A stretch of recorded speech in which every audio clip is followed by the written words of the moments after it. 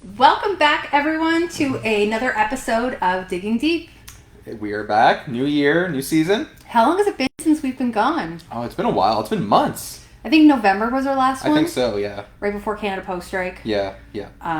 If anyone is new, I'm Tara. I'm Cody. And we are at a brand new studio, so you might hear some airplanes. Yes. We are close to the airport, so just be aware. Yeah, and it's a new setup, so if you're having trouble with internet, or you can't hear us, or you hear a plane, let us know. Yes.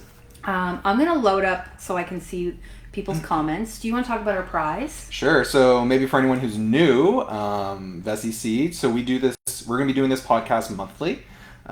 We ask that, all of our customers, gardening friends, whoever, come and ask us questions live. We'll answer them live. We'll have good conversations about everything, what we're doing at Vesies in our trial fields, what Tara and I do at home in our own gardens.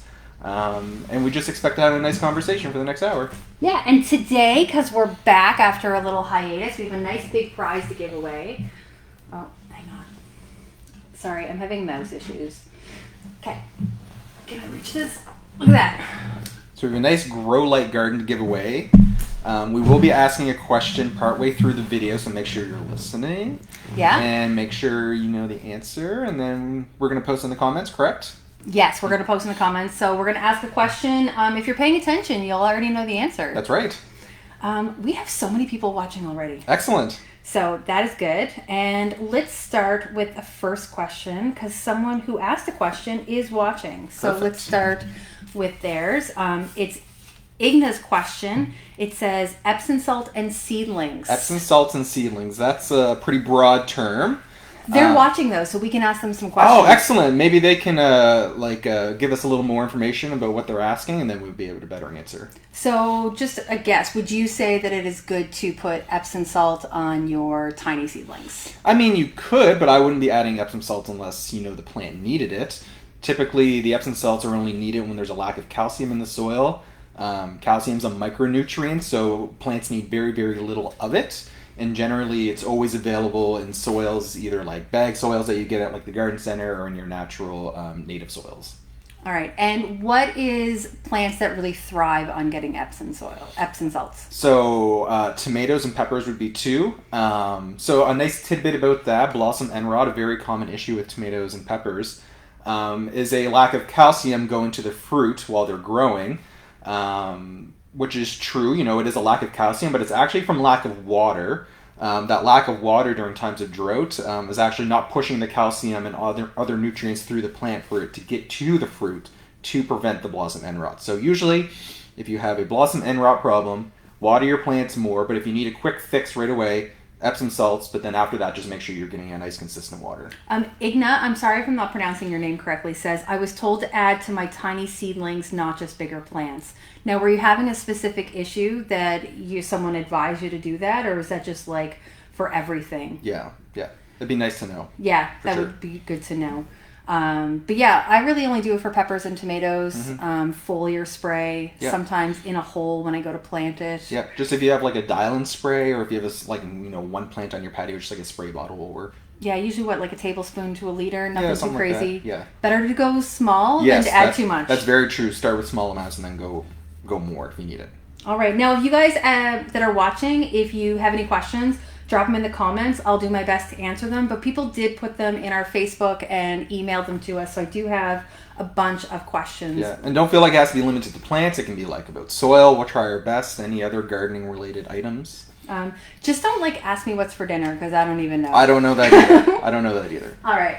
So next is Vesna wants to know about planting wildflowers in containers. Wildflowers in containers. You can certainly do that. I think a lot of people plant wildflowers because they want a permanent wildflower patch. So certainly if they're in a container, they will grow quite well. It's just that wintering over process might be a little more difficult. Because it's in a container, it's more exposed to the environment and to the cold winters, and you might have more die-off. So you certainly can do it. You just want to make sure for the winter, push them up against your house if you're on a patio. Sink the pots or anything into the soil. Put them in your shed or like in an unheated garage. Anything like that would be best. Something I would do instead of doing like a perennial wildflower mix, I'd probably just throw our annual seed mix in, and then I wouldn't Yeah. have to worry about overwintering, and I could still have that like wildflower look. Exactly. And the annual surprise mix is like very low maintenance. Like you just got to direct sow it and water it and you're done. Yeah, I would like, if you got a ditch you don't want to mow, annual surprise mix. Absolutely. I have a question from Scuzzy. It says, hello from Campobello. Campobello Island. Oh yeah, New Brunswick. Hi. All right, glad you know because I didn't. I'm wondering if peppers produce more if you top or snip the tops when they're young. I think you can certainly like trim them. A lot of like production places will do like a branching pepper in terms of like 2 main branches, and then they kind of stop there. But you have a lot of experience in peppers too. We tried topping the peppers. Something I find if let's say your peppers are already growing now and they're getting quite big, topping them helps because they're going to stop thinking about flowers and start thinking about putting out branching.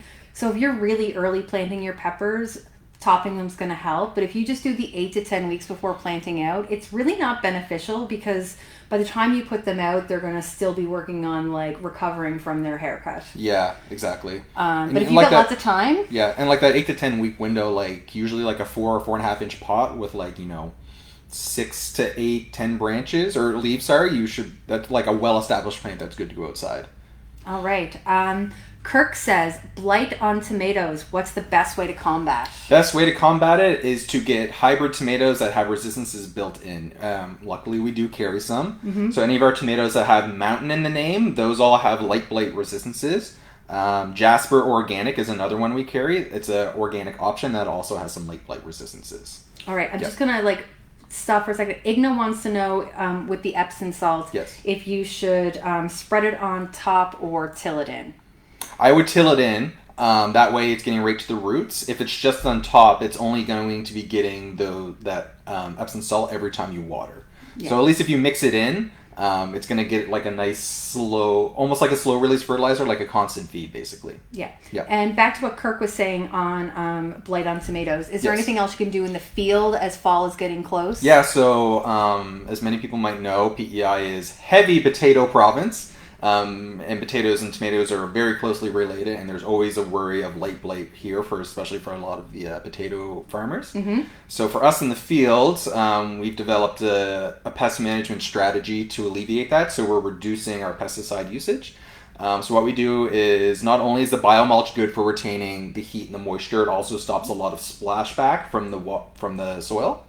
And we also trellis all of our tomatoes so they're standing up high. And we also thin them out a little bit too. So having them stand up and having them thinned out allows the air to come through and dry them off a little bit better as the light blight is a fungus and develops under cool, wet conditions. Yeah, and we make sure that none of the leaves are touching the soil or touching the ground. Yes, yeah.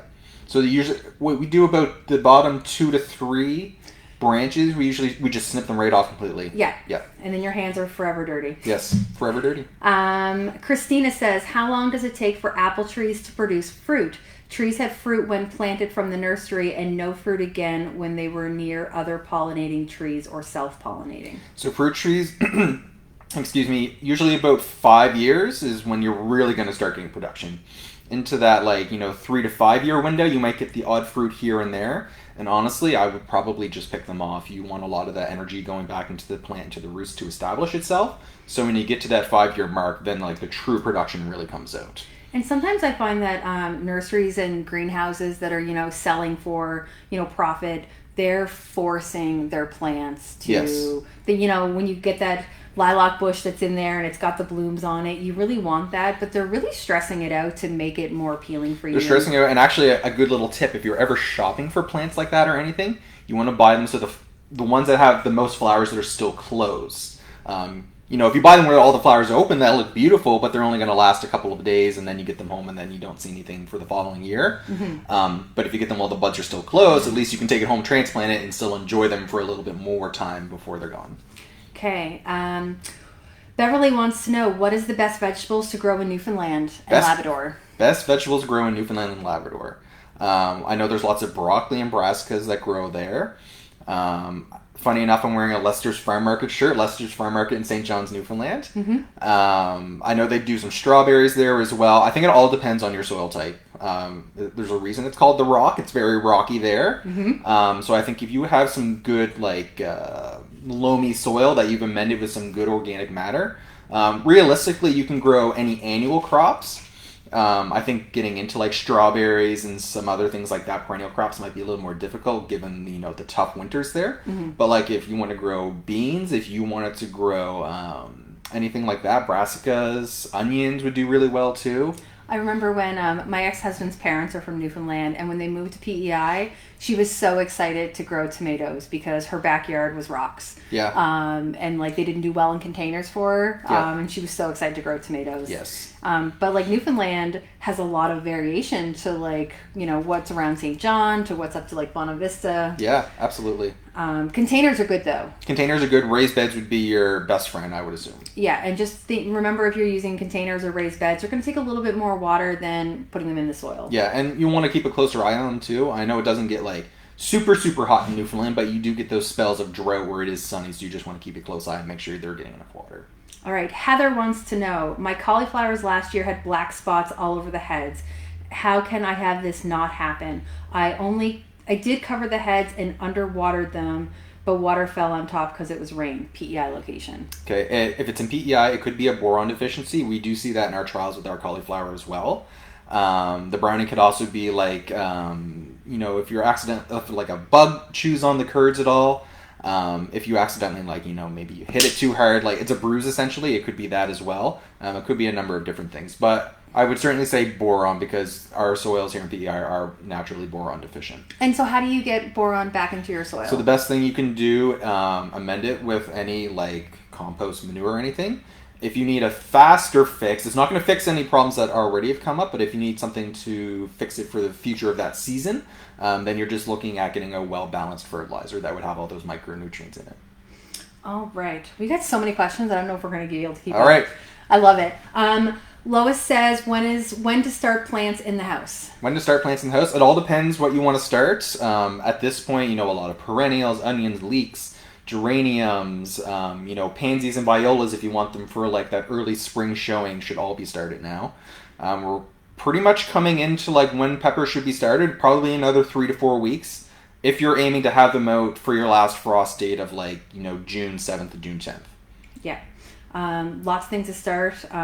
If you started things too early, like someone was in and said they had their peppers growing already. Yes. What would you recommend for someone who started way too early? Someone who started way too early, well, we mentioned topping, Yep. which would be really beneficial. Then you're also looking at transplanting them up. Yeah. If you got them in like a little cell from like our 128 tray or 72 trays, put that into like a 3.5 inch pot or a 4-inch pot. And then hopefully it'll last in there long enough. If it doesn't last in there long enough, you're looking at putting them into like a 6 or 8 inch pot, and then you can put them outside.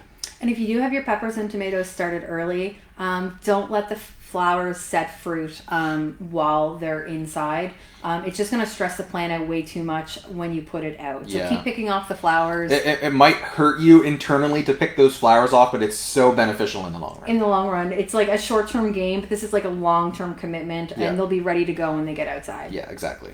Nicole wants to know, she missed digging up her dahlias in the fall. Will they come back? I know Nicole. She actually lives in PEI, so she's here. Probably not then. I was going to say if you were in like coastal BC, they might survive. Even like Windsor, Ontario area, if they're well sheltered, they might. But here, no, they probably haven't survived. Yeah, they got to be a zone 7, and we're a 5B. Now, we did have a mild winter. We did have a mild winter. But I don't think it's enough for the dahlias. I don't think so. We did have that good cold spell in February, so.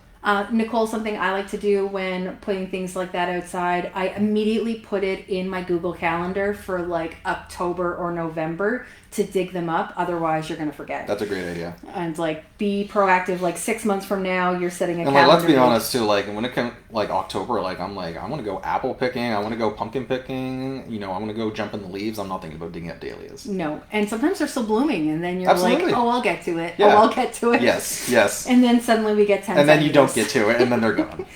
Yeah. Christina says, what's a good way to deter earwigs in lettuce? Oh, that's a good one. We have the same problems. For anyone who doesn't know, there is another name for Prince Edward Island. It's Prince Earwig Islands.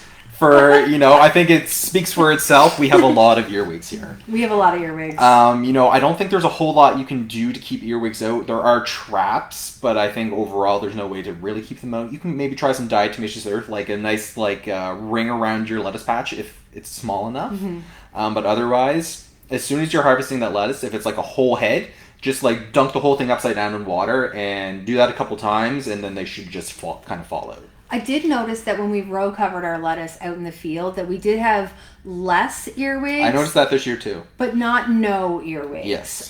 If they're in the soil and you put the row cover on top of it, like they're kind of like trapped in there and you're like, thank you for the all you can eat buffet. Yes, exactly. Yes. But it does limit them, the neighbors coming in. Yep. But traps. Yeah. We sell the earwig tracks. You got to empty them daily. Yes. Traps. Yep. Lots of traps.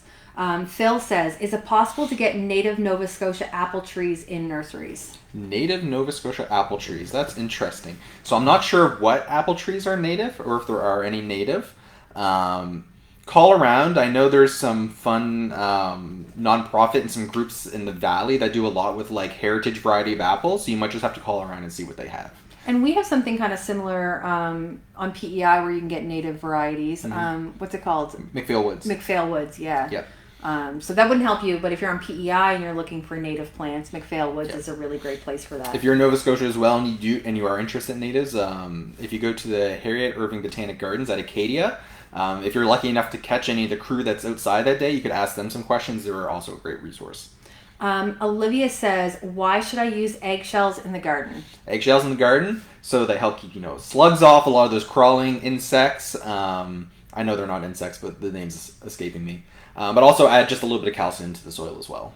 Yeah, and if you're not going to crush your eggshells and put them around to stop slugs, something that me and my husband have done in ours is we've taken our eggshells and we've saved them for a little bit, and then they get dry, mm-hmm. and then you can put them in the blender with some water and make a little slurry, and mm-hmm. you can spray that out and pour absolutely. That out. Yep. It gives back to the soil a little bit. Yeah. Nicole has raised beds, so I'm assuming Nicole has dahlias. I'm assuming your dahlias are in raised beds, which makes it even worse. They unfortunately are probably toast. Yeah, because when you have stuff off the ground, it almost increases your zone and makes it just a little bit colder. Yeah. It'll freeze before the rest of the ground. Yes, exactly.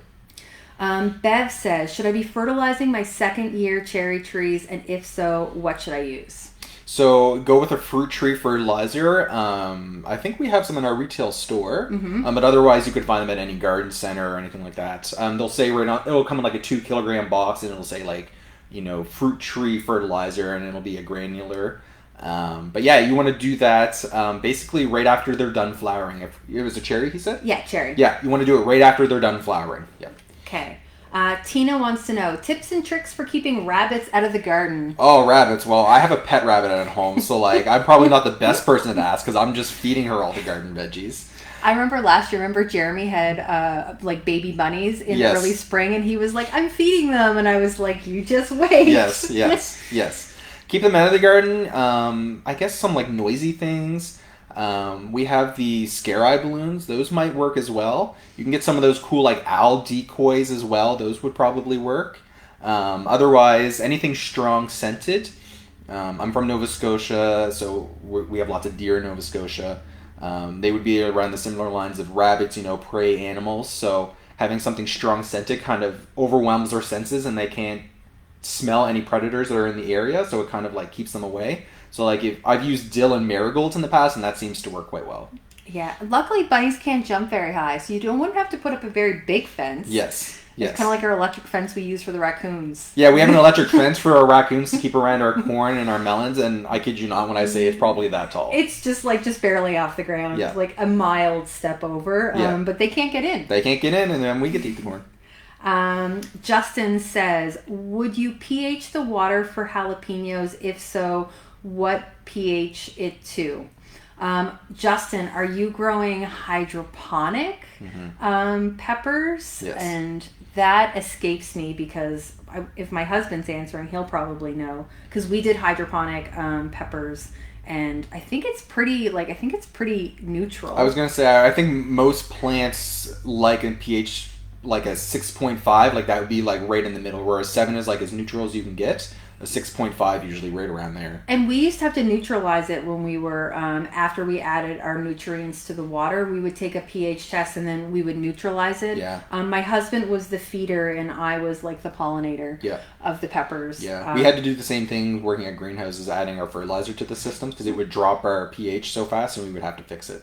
But otherwise, pH water, if you're just watering plants that are in soil, I don't think that's necessary unless you've got it's like a really extreme, like if we're talking like it's a 5.5, like that's extremely low, like then you might want to look at like fixing it before you do water your plants. Yeah, and something I found when we were living in the city and we had city water, sometimes the chlorine was really high. So we would take water and put it in a can and let it sit for like 24 hours so it would evaporate before we'd give it to our plants. So that's something that you could do. Yeah. Natasha, I dug up my dahlias and put them in cold storage. When should I replant them and how? In Labrador. In Labrador, wow. So I would say take them out when you're about 4 to 6 weeks away from your last frost, and then just put them in your container, and then just slowly reintroduce them back into some light and some heat, and then you're looking at the hardening off process as well over 5 to 7 days before your last frost too. Christina says, how do I grow ranunculus in zone 2? Growing season is about 90 days. Yeah, ranunculus is our hard one. Even for us here in a 5B, they have to be started incredibly early. Incredibly early. When did we start ours last year? We started them as soon as we kind of got them from the bulb barn. I think it was in May, but it just got really hot. Yeah. Now, if they might not bloom the first year, but if you save your corms, I think they're corms, right? Not tubers. Then you can head start them next year and start them really early. I think people start them in February. Yeah, they start them incredibly early. Put them in pots and then they're blooming like April, May-ish. Yes. But they're a tricky one, but they're gorgeous. Oh, absolutely. Ranunculus is also called Persian buttercups. Yeah. Tina, for earwigs, put a shallow dish near your lettuce that contains a mixture of cooking oil and soy sauce. I have seen that on the internet. I did try it. I didn't have luck with it. Okay. I know other people have. Yeah. I do know I can fight slugs with beer. Yes. And I always use my husband's beer because he likes to buy beer from local breweries and stuff to support them. Support local, I mean. So, like, I'm putting, like, a $9 can of beer out for my slugs. Like, I really should just be getting, like, Miller Lite or something. Yes, yeah. Let's see. Kate says, last summer, one of my roses went yellowish. Any idea what could have caused that and how to prevent it from happening? All the rest were fine. Any idea on keeping the Japanese beetles away? Ooh, okay. So the yellowing could be a couple different things. It's certainly a sign of stress. Could be water stress. It could be a nitrogen deficiency as well. It could be like a bacterial infection as well. It could be a number of different things. So if it does survive the winter, just take a look this spring and just send us a couple photos and tell us what's going on, and we'll try to identify it for you. Japanese beetles, the tried and true way still is picking them off by hand and putting them in a bucket full of soap and water. Yeah, don't squish them. Don't squish them. Don't squish them. It releases a pheromone that, tells the others to come on out. Recently, there's been some new data saying, how, you can buy Japanese beetle traps, which is great. But there's the new data is saying that it's actually attracting more beetles to that area, and it's only catching about 25% of those new beetles. So that other 75% are just being released and attracted to your plants to eat them, while only catching 25%. Yeah. We still have more questions. I do want to say that we are still doing a giveaway for anyone who joined late. I got a light garden right here. I got a bag full of exclusive swag. I was going to say, I think there's exclusive swag in there that you can't even buy. Yeah, I'm really excited. Yeah. I love picking out stuff to give away. It's fun, eh? It is really fun. I was on the radio last week and I got to bring like all my favorite seeds to give away on the radio. And I was like, this is like literally everything that I would grow if I could grow anything. Yeah. So. And for anyone who just tuned in as well, we're going to ask a question probably shortly. And then we'll be looking for the answer in the comments. Yeah. And I will say, it's 3:24 here. In about 10 minutes, there might be a plane land. This window overlooks the runway, so if you hear a plane, just ignore it. It's fine. Yes. All right. Lindsay says, I'm getting your strawberries this spring. Any tips for newbies? I want to put some in grow bags too. Yeah, you can absolutely do that. Well-amended soil, lots of compost, lots of manure. Don't be surprised if you don't get any berries in the first year. And really, if you see flowers, pick them off. If they're going into grow bags, make sure you're wintering them over in a nice, safe area. And then the following spring, you should have fruit. And then the one thing that's really painful for a lot of people is after you get your fruit production from your strawberries, you want to cut as much foliage off and runners off as possible, about 6 to 8 inches from the crown of the plant. For a lot of people, that looks like taking your push mower and raising as high as you can and just driving over the plants. Very, very scary, especially the first time I did it, but it is a rejuvenation thing. It's, you're removing all the old foliage, making sure none of that disease carries over to the next season, and then it's allowing more airflow and more room for the new foliage to come. Yeah, and that's what the commercial guys are doing. So I know it seems scary, but that's what the pros are doing, and then you'll look like a pro. Exactly. Absolutely. Bonnie says, hello, awesome learning lodge. You should do this more often, listening from Brandon, Manitoba. Well, thanks for listening, Bonnie. Yeah, thank you. James says, any suggestion on how to manage clover caterpillar? Clover caterpillar. Interesting. I'm not super familiar with that pest. I don't think we have it here in PEI. Yeah, I'm not super familiar with it, unless we know it as a different name. Yeah. You say it was James? Yeah, James. James, if you take some photos and just email customer service and just, tag myself, Cody, in it, customer service will pass on. I'll do a little more research and see what I can find out. Perfect. Christina says, what's a good plant to deter roaming neighborhood cats from using the garden as a litter box? I would go back to the well-scented plants again. The dills and the marigolds. Those would be my ones I would be using. Scare balloons. Maybe not the bird tape, because I know cats like birds, but any of those kind of inanimate objects that are used to scare away animals, I would try any of those. And definitely no catnip and no cat grass. Yeah, definitely none of those. You can also try Critter Ritter as well. It's a natural pesticide where the active ingredient is capsaicin, which is the spicy part of a pepper. And essentially, you're just spraying on spicy parts of the plant and on the soil. So when cats and other animals come by, they smell it, get on their nose, lips, tongue, whatever, and then they, I'm not going to return because that was not fun. Yeah. Igna says, my grandfather would pee around the edge of the garden to keep bunnies away. There you go. Let's see. Comments. Can I show you what's in the bag? Yes, Lynn, I can. Yeah, we haven't cracked open the bag yet. If there is a picture of everything that online. There is soil. There are some trays in the light garden that's right here as well. So the light garden is like a tabletop light garden. It's got some trays, lights, and everything in it already. All right, and then I've got a Vessi's water bottle. I have a Vessi's rain gauge. I have a Vessi's mug, which is perfect for plant walks. Yes. I've got a stress ball that says Vessi's, and it's peas. It's very cute. I've got a little flashlight that has Vessi's on it. I have a notepad, and I have 2 collections of seeds. I've got the Vessi's Choice, which has onions, beans, squash, carrot, corn, radish, spinach, beets, cucumber, and snap peas. And then I have an herb one that has basil, cilantro, dill, summer savory, and parsley. That's a lot. That's basically everything you need. Yeah. And if you're like me and you're obsessed with the weather, that rain gauge is awesome. Whenever you're getting rain, you're like, how much should we get? And then I'm always comparing it with other weather sites as well to see how accurate they are. Oh, and there is a hat as well. I just forgot to bring it. We are not at the office.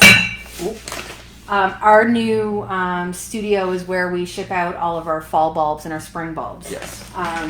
So it is at the office. I'm going to bring this back with us, and whoever wins, we will ship it to you tomorrow because we'll have already missed Canada Post. Yes. Okay, so there you go, Lynn. Natasha, I have a couple of mini rose bushes that I have in pots in the house. Would they be okay in zone 2A? They're pretty, and I don't want to lose them. Depends on what roses they are. I know there's some very hardy roses out there. They'll be okay inside for now. They'll continue growing. They might be a little stressed out. They might drop some leaves. That's going to be normal. But yeah, once you get to your last frost, then I would be planting them outside. Yeah, and I wonder if these are like those mini rose bushes that you often see at like the grocery store in the plant section. Yeah. And would you plant those outside? No, because those are like specifically chosen cultivars for like spring and Easter sales. Essentially, it's the same with the hydrangeas. The hydrangeas aren't normally as hardy as what you would get at like a local nursery. Yeah, they're basically grown to look pretty and entice you to buy them in the grocery store, and not really for long-term growth. Yeah. It's kind of like almost like the sheen of plants. Yeah. Joni says, how do you do any work with the runway right there? That's a good question. I'm glad my husband isn't there. There is a air show happening this summer, so we're gonna have to like make sure we're over here. But to answer your question, we just lower the blind so we can't see outside. Yeah, we actually have like a thing up. We can't see anything. Yes. And is that it right there? It could be. It could be. Denise says, what would have caused all my Gold Rush beans to snap off at ground level? The Lewis green beans were fine, and I couldn't find any signs of insects. So, I know the culprit of that one. That is cutworm.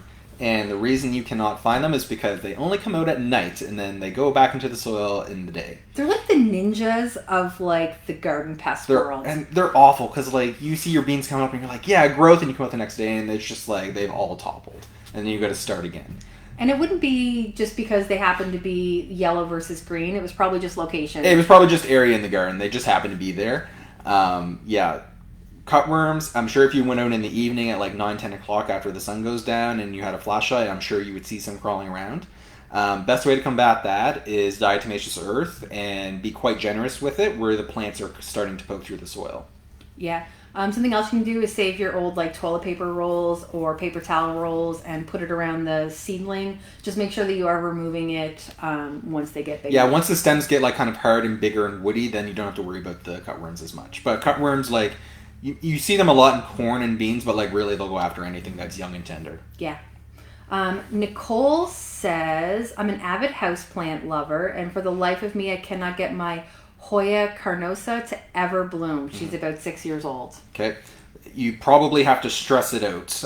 We have some Hoyas at home as well. Some bloom more than others. Others I haven't seen bloom yet, but typically to get any plant to bloom, you need to stress it out.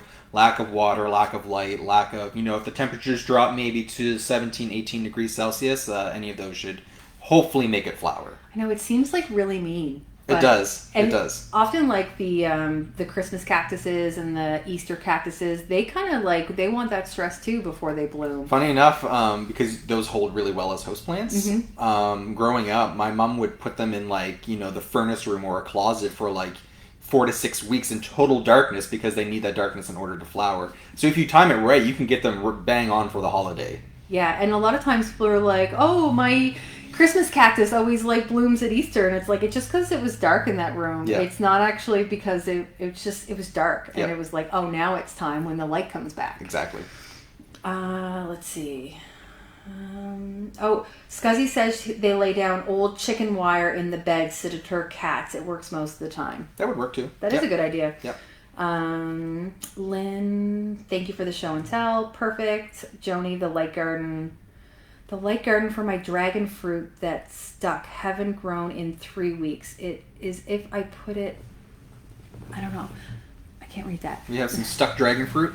The light garden for my dragon fruit that stuck. Haven't grown in 3 weeks. It's as if I put that pack together, all my favorite things. Oh, I think she's talking about this. Gotcha. Okay. I'm not very good at reading. I'm very sorry. Is peat pellets the best seed starter or soil? I prefer soil. Peat pellets is more of like a easy to use, especially if we're talking like thousands and thousands of like cuttings or seeds. It's much easier to use.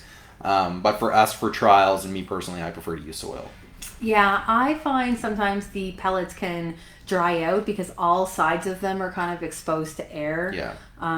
So watering them can be a little bit difficult, but sometimes they fit really nice in those trays. Yeah, and they're much easier to transplant most of the time too, because they're just like a nice little cylinder of soil and roots, and you can easily move them around. And I would rather plant the cylinder of roots than planting like the peat pots. Yes, absolutely. Kate said, I ordered some of the fire poker plants from you guys. Any tips? Any tips? I love the poker plants. I don't think any tips. bone meal with any like perennial tree, shrub, or anything in the bottom of the hole, mixed with a little bit of soil. You want to mulch them, make sure that's holding a lot of the moisture for the summer. And then the crown of the plant you want just below or just at the soil level. You don't want it too high and exposed because it might die, and you don't want it too deep because it might rot. So, Christina says, what's the best location to plant sweetgrass? Sweetgrass. I guess full sun would be the best part. Yeah. It's used a lot. I'm assuming when we say sweetgrass, we mean lemongrass. I think so. Okay. I would assume lemongrass. Yeah, full sun. It's used a lot in like Asian cuisine and African cuisine, so lots of full sun and lots of heat. I assume almost all grass wants full sun, even display grass. Most ornamental grasses want full sun. Yes. Kirk says, I buy glad bulbs from you, and they are large when I receive them. When I dig them up in the fall, they're not as large. Mm-hmm. So what could be happening is the bulbs might be expelling energy. The bulbs might be getting a little too old at that point. We do recommend you rejuvenate your bulbs by buying fresh every year, every couple of years, just to keep that stock new and disease-free. So that might be what's happening there. Yeah. And bulbs naturally shed the outsides as well. So that might be what's happening. All right. Oh, hang on. Shannon says, looking for tips on how to develop a flower bed for peonies. I'm taking tilling our lawn as a start. Perfect. Like any perennial, bone meal again, you want the good organic matter in the soil. You might want to think about getting a support system if it's a lot of peonies as well. They really fall down when there's a lot of rain or wind or anything, and then they typically make a mess with their petals, so you want to get a good support system for them. Yeah, I like dahlias and peonies. I really like them. I should have them. I like the tree peonies too. Yeah, I do too. Yeah. Christina asks, what grows well in heavy clay? Heavy clay? Ooh, that's a good one. Heavy clay, nothing's really coming to me because a lot of most plants need some sort of air in the soil, and you get that with a sandy and silt amendments added as well. So if you do have a really clay soil, you're looking at probably amending it with like compost, manure. I wouldn't add sand. Sand and clay kind of mixed together can create like a concrete kind of thing going on, and then that would be really bad. So the best thing is just to amend the soil for a couple of years, top dressing or tilling in some, compost and manure. Yeah, definitely. I don't think much is really going to like the heavy. Maybe some wildflowers because they're a little bit less fussy, but amending the soil is key. Yeah. Let's see. Let's ask a question. I think we are caught up. Ignis says some of his dahlia tubers are over 50 years old. Oh, wow. Excellent. That's amazing. It is amazing. Stacy. Oh, there's a plane. Stacy wants to know how much light for seedlings a day, for grow light or for day light? So for seedlings, no more than 16 hours a day. Plants respirate, so during the day they tend to expel oxygen. And then at night, they kind of like go to sleep a little bit, and they need that cycle like we need our day-night cycle. So no more than 16 hours. For us at Vessies, we put them on a 12-hour cycle, just because you can run into problems if there's too much daylight for some flowers. It can actually stop them from flowering. So we go 12 hours, but no more than 16 hours a day of light. Okay, and what about sunlight coming in? Sunlight coming in, you could easily do like 8 hours to 10 hours because the sunlight's more natural and much stronger than an artificial light. And I'm assuming it would be minimums with daylight, right? You're looking at like, if you get a south-facing window, you want to make sure they get a minimum of what, 4 to 6 hours? Yeah, 4 to 6 hours. Even more so on the 6 hour end. 4 hours you would be pushing for like part shade or full shade plants. Shannon says, oh my god, I love dahlias too. Thinking about adding them as well. Will tomato cages work as support systems for them and peonies? Yep, they will. I would just pick and choose what tomato cages. Some of them really don't have a lot to them, and even with the tomato, they tend to topple over or bend. So I would just make sure you're getting a good sturdy tomato cage. And we do sell something that's really clever. We have I think they're Essex supports that are for peonies, but we have a flower grid support, which is really good for like zinnias and dahlias that kind of like hold them up at their base. Maybe our lovely assistant can put a link to what I'm talking about. Yeah. I don't know the name. I just know what it looks like, and I could find it on the website. And even if you can't afford one of those right now, or they're just a little too far out of budget, then bamboo and some twine and just make a grid system with some knots and some taut string would work just as well. Yeah. William says, I believe sweetgrass is a native grass used in Aboriginal customs. Okay, interesting. Joni says, if I sneak a few lily bulbs from my friends to my garden, how long before they actually flower? You should see them the same year, as long as it's not too late into the season. Be very cautious and careful about moving bulbs that may have any soil on them as well, as like weed seeds can harbor on that soil, and you don't want to be introducing, gout weed, Japanese knotweed, anything like that into your property if you don't have it already. So just be careful, be aware of what's growing around them before you take from there, and then just go from there. And I bought a new house, and it is full of lilies. And I actually dug up all my lilies and I threw my bulbs out instead of giving them out because they have lily beetles. Yeah. And I wouldn't want to give them to somebody else and have those beetles like overwinter and eggs and larvae. So make sure that she doesn't have any lily beetles if you're taking them as well. Yeah. Because you don't want to pass that problem off. And then I'm going to take a rest from lilies at my house for probably 3 years before I try reintroducing them back to the property. And lily beetles are like the Japanese beetle, where you're just hand picking, except they're much smaller. And they actually have this really cool self-defense mechanism where if you pick off one, they apparently let out this little scream that we can't hear, but the other ones can hear. So when you pick off one, the other ones will just dive bomb off the plants. And they have a red back with a black belly, so they land belly up so you can't see them on the soil. It's very cool, but very annoying at the same time. Yeah, I have lots, and they cause a lot of damage, so I'm just gonna That's a good idea. It's not the year for them. There are other plants, and I'll come back to them. Yeah. Christina says, why are my potatoes black and hollow in the middle? Ooh, that's a good question. I'm not super up to speed on potatoes. Do you have any ideas what might be happening there? It could be hollow rot. It could just be from like a really heavy rain, kind of like the same way that like tomatoes split. Yeah. They have a fast growth period. Yeah. Could be nutrient deficiency in the soil. Yeah. I know boron deficiency have similar symptoms where you get the black hollowness of some veggies. So yeah, it could be too much water. Boron. It's if you're having trouble with hollow rot consistently, maybe switch to like an Irish cobbler, which is an early season, or do what I'm doing with the lilies and take a break. Yeah, exactly. Take a break. Chantel says, what else can I start with my indoor pansies under darkness? Under darkness?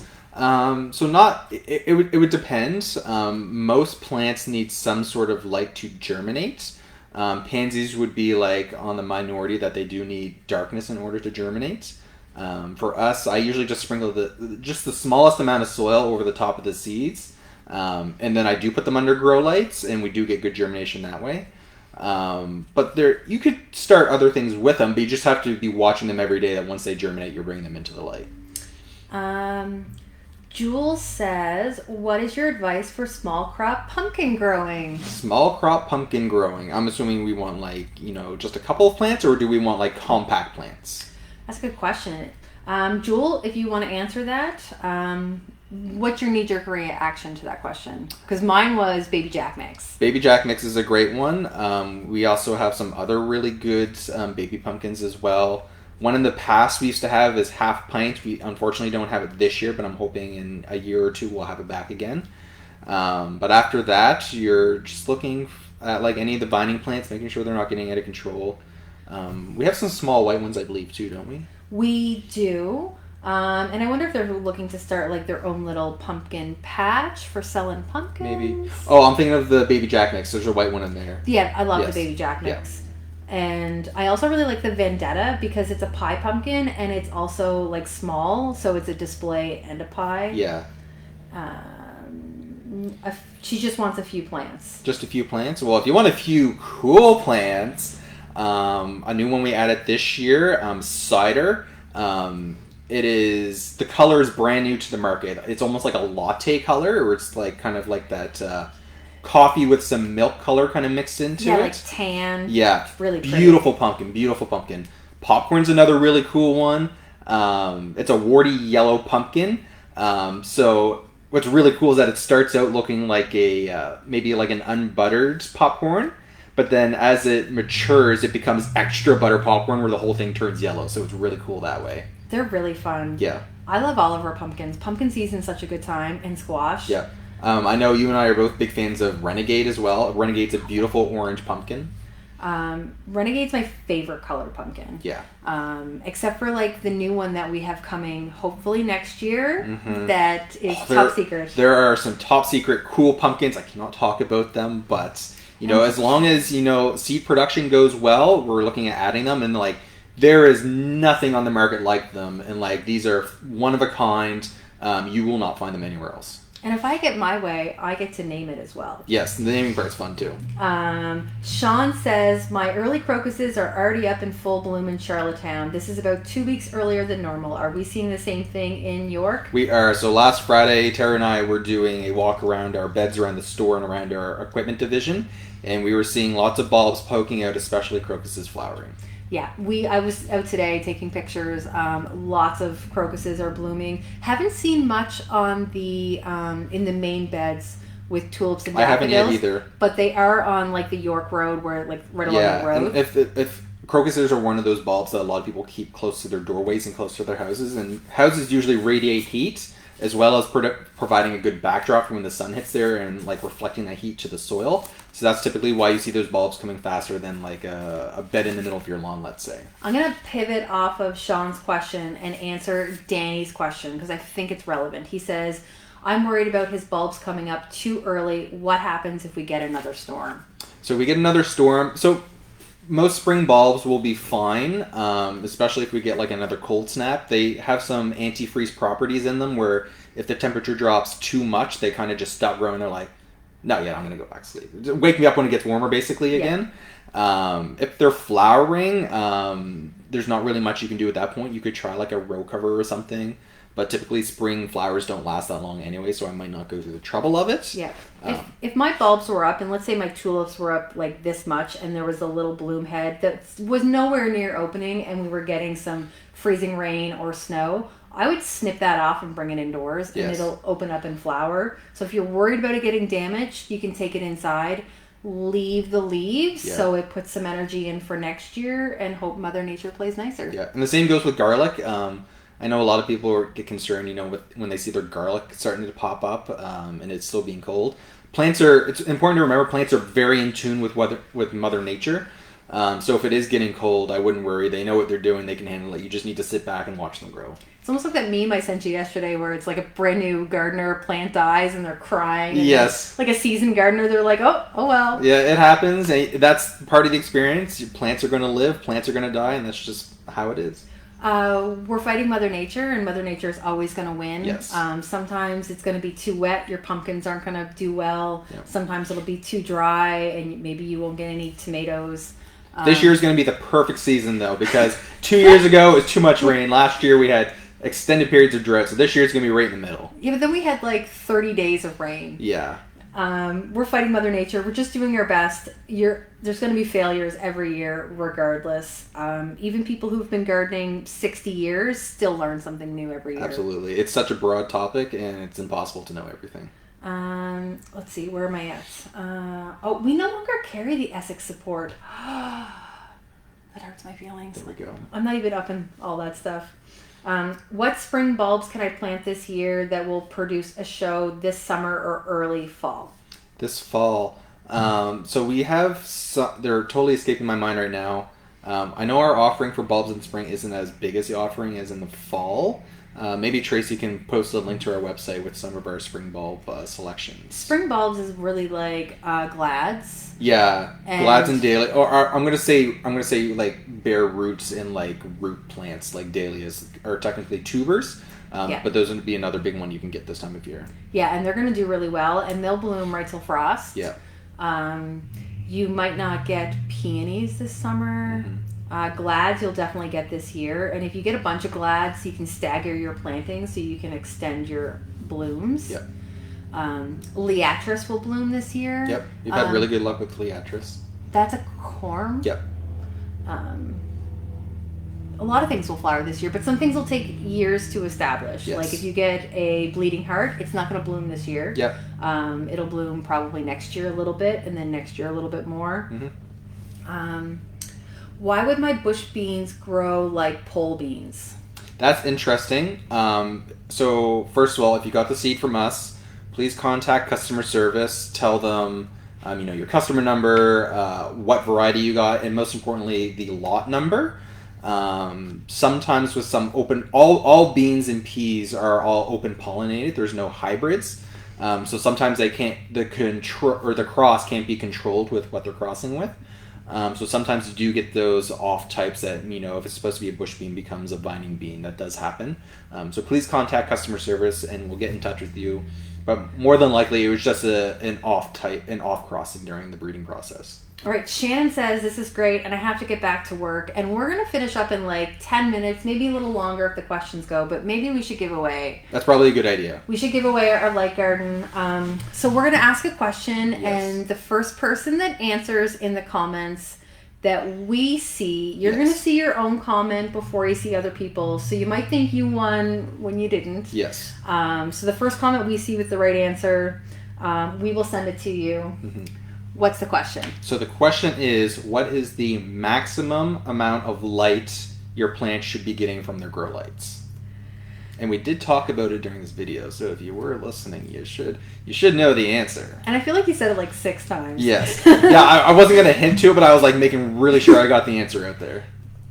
Oh, I think we might have a winner. I will wait till the person in the office says so. Yes. Let's see what Tracy says. Oh, Denise said 26. That's a little long, Denise. That's a little the answers are coming in. It is 16 hours. 16 hours. So Kate McDonald is our winner, which is super exciting. So Kate, please send us your address. Do not put it in the comments. Please do not dox yourself. We will get this sent out to you tomorrow. Yes. Let me go back to my questions. Okay, let's scroll up. I'm so glad of all the questions that we're getting today.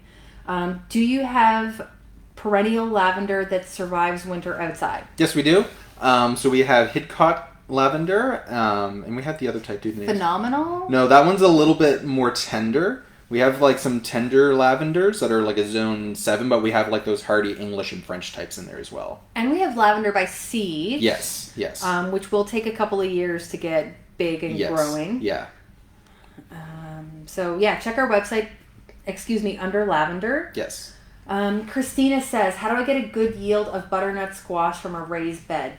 They seem to grow well in the greenhouse, but have not been successful in the raised bed. That's very interesting. Are the plants not growing? Are you seeing flower but no fruit? Maybe give us a little bit more what's happening there. I wonder if it's because squash are heavy feeders, and if they're in there with other things, maybe the tomatoes are eating up all the nutrients that the squash That's need. A very good point. If they're in there with other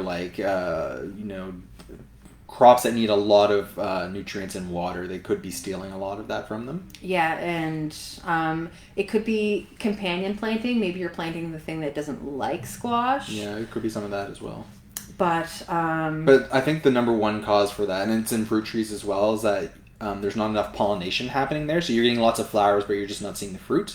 And you would just be looking at it, attracting more pollinators by planting more flowers in the garden. Lois says, why am I seeing answers before you ask the question? It might just be a delay in your live stream. Yeah. I'm not sure. We're in a new location. I know I'm having a delay because I'm watching us on the screen, so I definitely know there's a delay. When I was done putting everything away in the bag, it was like a minute before I actually saw myself put it down. Yes. So sometimes there can be a delay on live streams. Cannas are good bulbs for blooms. Yes, they are. And we have cannas by seed. We have cannas by seed as well. So you have options. And they will bloom the first year. Yep, they will. Sharon says, we do not have this problem. Tips on keeping loofahs from vining everywhere? Oh, man.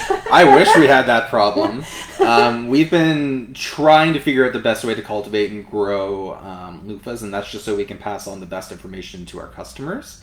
We haven't had that problem yet. We haven't had that problem, but let me tell you, remember this summer when we were over at Taproot Farms and I sent you a picture of his loofahs? Yes. He had them in a high tunnel. Yes. And they were spectacular. Yes. Yep. Very good. He did a way better job than us at growing loofahs. I do know loofahs need a longer period to start growing, so a lot of squashes need 4 weeks. Loofahs, you're looking at 8 weeks to start them before your last frost. Yeah. They're... To keep them from vining, if you don't want them crawling across the soil, then you'd be looking at trellising them. Yeah, and he trellises his. His are up off the ground, and he's got them up on support. We grow ours on the ground, but we've never had them. No, and that's just to see if we could. And I think this year we're going to go into trellising just to see if we could get a crop from just letting them do their own thing. But yeah, it does sound like a good problem to have. Yes, it does. Okay, all the answers to the questions. Congrats. What am I seeing?